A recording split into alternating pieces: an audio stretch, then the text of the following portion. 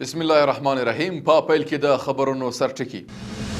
د ټاپ پروژې پیل او د افغانستان او ترکمنستان ترمنځ د همکارۍ پیاوړتیا.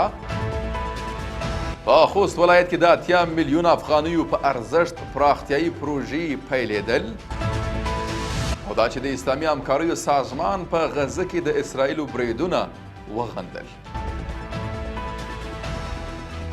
د لوی او مهربانه خدای په ستاینې او ثنا سره د نن ورځ خبرونه پیلوم. درنو لیدونکو سلامونه. نن چهارشنبه د 1403 کال د کب 29مه نیټه ده.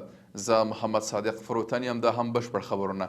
د اوبو او انرژي وزیر مولا عبداللطیف منصور په کابل کې د ترکمنستان له سفیر خواجه اغدوف سره وکتل. د اوبو او انرژي وزارت وایي چې په دې غونډه کې ښاغلي منصور د ټاپ پروژې د عملي کار پر پیل ټینګار وکړ او ویل چې د دې پروژې لپاره د لارې نقشه وروستۍ سوې او ډېر ژر به له ترکمنستان سره شریکه سي. په ورته وخت کې د ترکمنستان سفیر د ټاپ پروژې د پرمختګ لپاره د دواړو هیوادونو ترمنځ به لا زیاتې همغږي ټینګار کړی.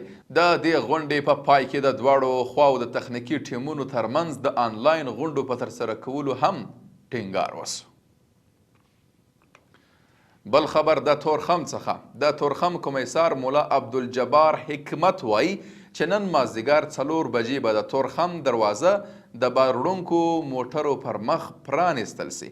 د نوموړي په وینا هڅې روانې دي چې تر راتلونکو 2 ورځو پورې د هر ډول تګ راتګ پر مخ هم دروازه پرانیستل سي. د کلو د بیا رغونې او پراختیا وزارت وایي چې د خوست ولایت په نادرشاه کوټ ولسوالۍ کې د څه باندې 80 میلیونه افغانیو په لګښت د 30 پراختیایي پروژو چارې پیل شوي. یادو پروژو کې د استنادي دیوالونو، کلیوالي سړکونو، کانالونو او پلچکونو جوړول شامل دي. د 201 خالد ابن ولید رضی الله عنه قلوردو کې څه باندې 2000 نظامي وسایط او سلګونه میله وسلې ترمیم شوي.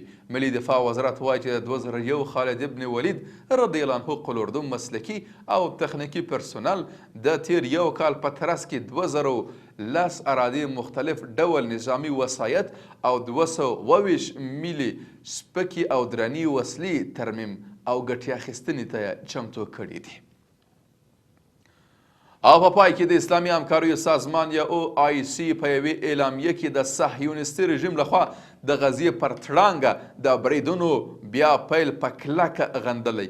یاد سازمان د اسرائیلو لخوا د بریدونو بیا پیل چې په ترڅ کې سلګونه کسان شهیدان، ټپیان او نادرکه سوي د اسرائیلي اشغالګرو له لورې د فلسطینیانو پر ضد د نسل وژنې دوام بللی دی.